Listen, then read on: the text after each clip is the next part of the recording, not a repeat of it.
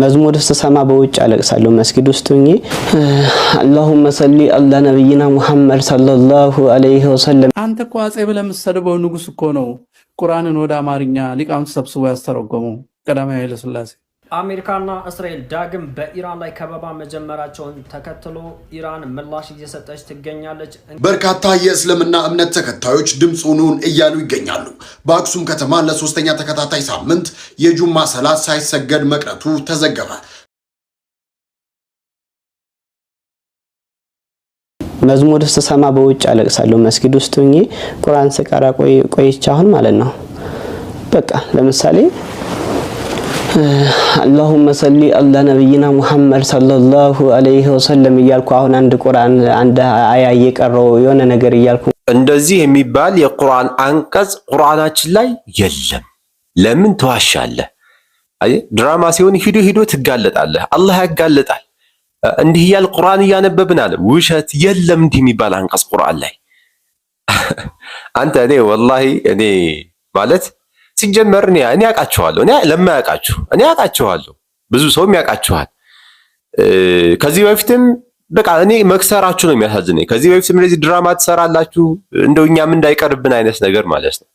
እኛ ጋር አልሐምዱሊላህ ምንም የምንሰራው ድራማ የለም። በአደባባይ የምታዩት ነገር ነው። መስቀል እንደዚህ በመቀስ እየበጠሱ ሲመጡ የምታዩት በአደባባይ የምታዩት ጉዳይ ምንም ድራማ አያስፈልግም።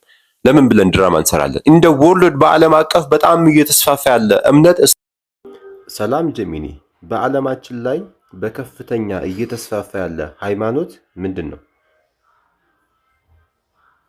በተለያዩ ጥናቶች መሰረት እስልምና በዓለማችን ላይ በከፍተኛ ሁኔታ እየተስፋፋ ያለ ሃይማኖት ነው።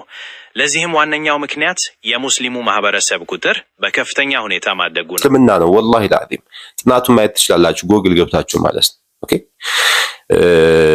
እኛ ችግር የለብንም፣ ግን እነሱ ደግሞ እንደው እንዳይቀርብን ይመስላል የሚሰሩት ድራማ።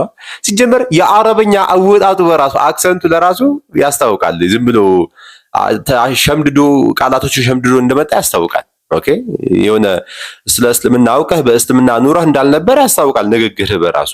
እና ደግሞ የሌለ ነገር ቁርአን ላይ አለ ብለህ ታወራለህ ማለት ነው። እና እንደዚህ ትጋለጣለህ። ውሸት አይጠቅምም፣ አይበጅም። ሁሌ መክሰራችሁ ግን ያሳዝነኛል። ሁሌ መክሰራችሁ አተረፍን እያላችሁ ትከስራላችሁ። ድራማ መሆኑ ሲታወቅባችሁ ስትጋለጡ ትከስራላችሁ፣ ትከስማላችሁ ማለት ነው።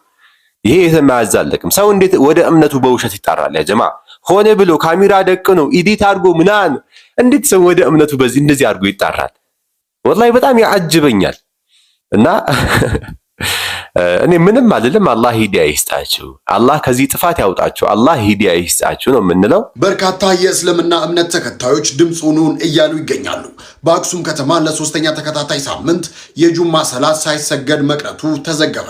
በትግራይ ክልል የአክሱም ከተማ ሙስሊሞች በዛሬው ዕለትም የጁማ ሶላት እንዳይሰግዱ መከልከላቸውን ተናግረዋል። በሳምንቱ መጀመሪያ አካባቢ በከተማዋ በተካሄደው ስብሰባ በአክሱም ከተማ ሙስሊሞች ላይ አፋኝና አወዛጋቢ የተባለ ውሳኔዎችም መተላለፋቸው የሚታወስ ነው። ከውሳኔው መካከል ዋነኛ የጁማ ሶላት በከተማዋ እንዳይሰገድ መከልከል ሲሆን ይህ ክልከላ ተግባራዊ ሆኖ በዛሬው ዕለትም ሙስሊሙ ማህበረሰብ የጁማ ሶላትን እንዳይሰግድ መደረጉ ተገልጿል ሲል ሀሩን ሚዲያ አስነብቦታል። ታዲያ በርካታ የእምነቱ ተከታዮች ድምጹን እያሉ ይገኛሉ። አሜሪካና እስራኤል ዳግም በኢራን ላይ ከበባ መጀመራቸውን ተከትሎ ኢራን ምላሽ እየሰጠች ትገኛለች። እንግዲህ አንድ አምላክ፣ አንድ መሪ፣ አንድ ህዝብ ይዘን ወራሪዎችን ልክ እናስገባቸዋለን፣ እንዲጸጸቱ እናረጋቸዋለን እያለ ይገኛል። እስከ መጨረሻው አብራችን ቆዩ።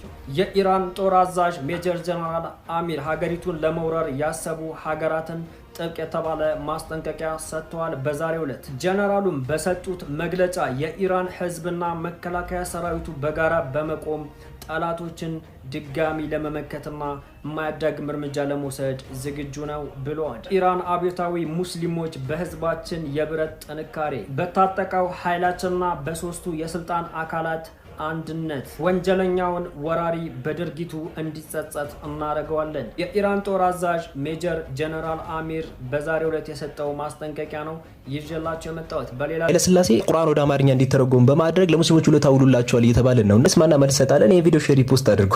አንተ እኮ አጼ ብለህ የምትሰድበው ንጉስ እኮ ነው ቁርአንን ወደ አማርኛ ሊቃውንት ሰብስቦ ያስተረጎመው ቀዳማዊ ኃይለ ሥላሴ።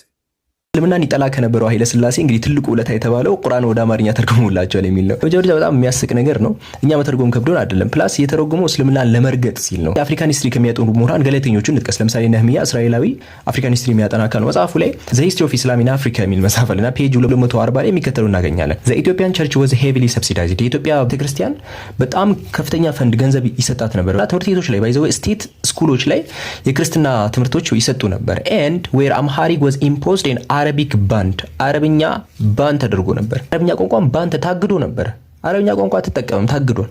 ይሄ ቀጥታ ሙስሊሞች ነው አፌክት የሚያደርገው። ምክንያቱም ቁርአናችን በአረብኛ ነው፣ ነገሮችን የተለያዩ ሪሶርሶችን መጠቀማቸው በአረብኛ ናቸው። እነዛን ቀጥታ ለመምታት ነው። እና ተጨማሪ ለቤተክርስቲያን ከፍተኛ ፈንድ ይደረጋል። ፐብሊክ ትምህርት ቤቶች ላይ የክርስትና ትምህርቶች ይሰጣል። እስልምና ግን ተረግጦ ነው ያለው።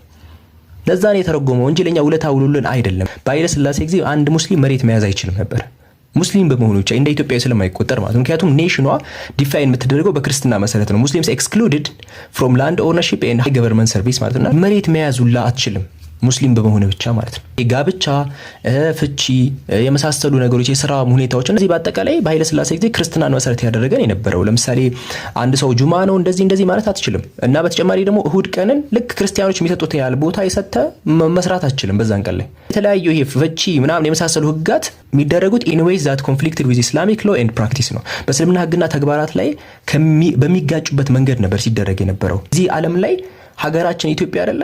እንደ ኢትዮጵያዊ ራሱ አንጠራም ነበር። የምንጠራው ምን ተብለን ነው ከተባለ ሙስሊምስ ሪዛይዲንግ ኢን ኢትዮጵያ፣ ኢትዮጵያ ላይ የሚኖሩ ሙስሊሞች ተብለን ነበር የምንጠራው። ሙስሊሞች ጋር አንድ ሰው መጥቶ ኃይለ ሥላሴ ውለታ ውሎላቸዋል ብሎ ምን የመናገር ራሱ ሞራሉን ከየት እንዳመጣው ነው ግራ ይገባኝ ማለት ነው።